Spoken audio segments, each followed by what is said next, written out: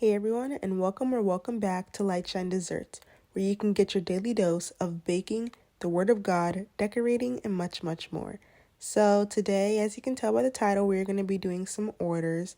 So this was during spring break, and I wasn't actually planning on doing any baking. I was just going to rest, but then my mom, she has a potluck at her work, and she asked me to make some cupcakes.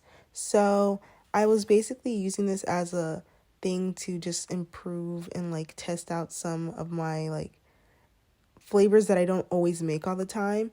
So I had my basic vanilla and chocolate cake, but the frostings were going to be a little bit different, or at least not the ones that I always do. So for the vanilla cupcakes, I did want to do funfetti, but my mom thought that would be too kiddish. And so I'm currently making 6 cupcakes. I typically do this in the stand mixer, but I'm trying to just do it by hand because I feel like it gets it more incorporated better. And I only had enough of purple liners instead of my typical white liners, so I'm just using that. And then the next thing, we're doing the chocolate cupcakes. So again, this one is already by hand, and then I cut this recipe in half, so it makes around 7 to 8, so I do have some extras.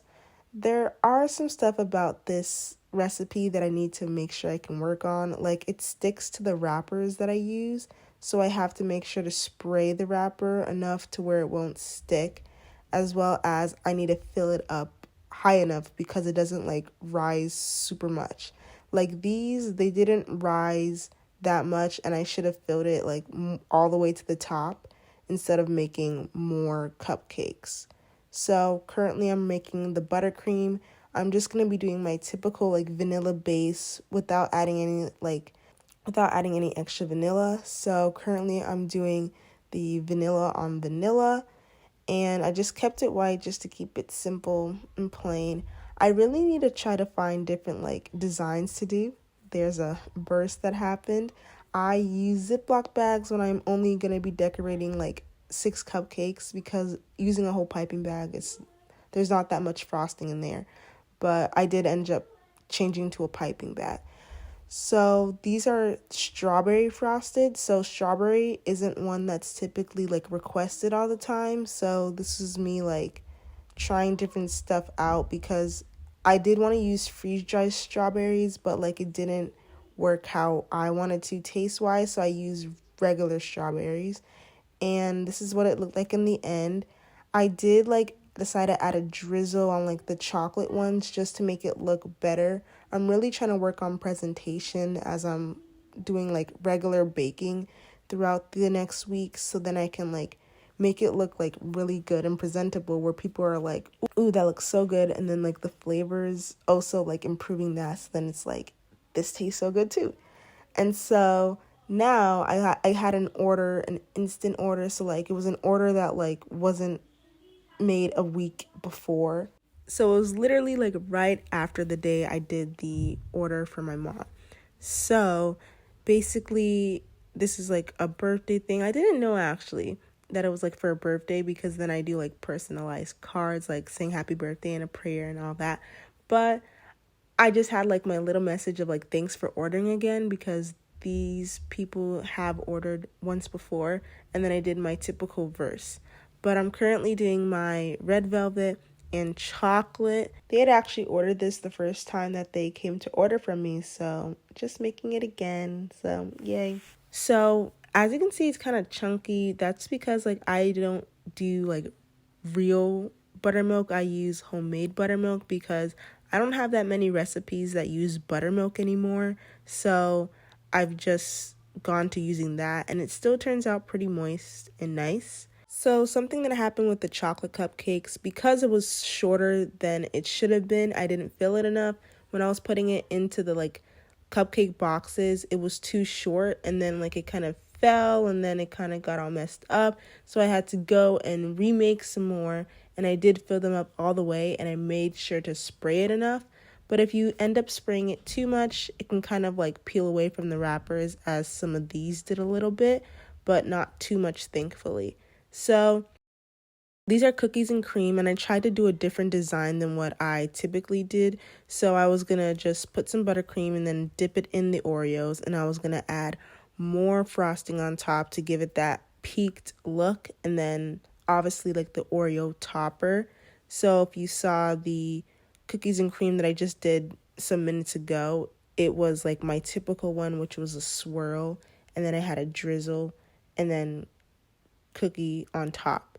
But I'm really trying to do some more different styles so where it looks not the same as everything else. So this is just vanilla cream cheese. This was in the fridge a little bit, so it was kind of hard to do it. And I did have like the whole cream cheese frosting in the bag, so it was kind of like starting to spill out. So I went to go put it back into the bowl, then put a little bit back into the piping bag, so then it would be easier to do all these swirls. I'm really trying to see like how I can decorate these because people use like red velvet crumbs, but I'm trying to do it a little bit differently, if that makes sense, as well as improving on my piping in general. And so now I'm making s'mores cookie bars. This isn't for an order. It was just for people at school, and I wanted to try doing something different like this. So basically, it's my regular cookie bar recipe. I did add a little bit of cinnamon to it, and then it's going to have marshmallow fluff, which is what you saw at the beginning, that white thing, meringue that was there, and then have like different types of chocolate there, and then yeah, hopefully it tastes like s'mores and looks like a s'mores type of thing. Me personally, I think it tasted pretty good. I'm trying to think like would I add all these like different types of like flavor combos like for my cookie bars, like would I like do like s'mores cookie bars on the menu and like something else type of cookie bar on there, or just keep it regular. But I'm currently using a Ziploc bag because I don't want to waste my gloves even though I'm touching raw food. I'd rather use that for when I'm like actually going to be touching ready to eat food. And I didn't want to use my hands because that would get really messy.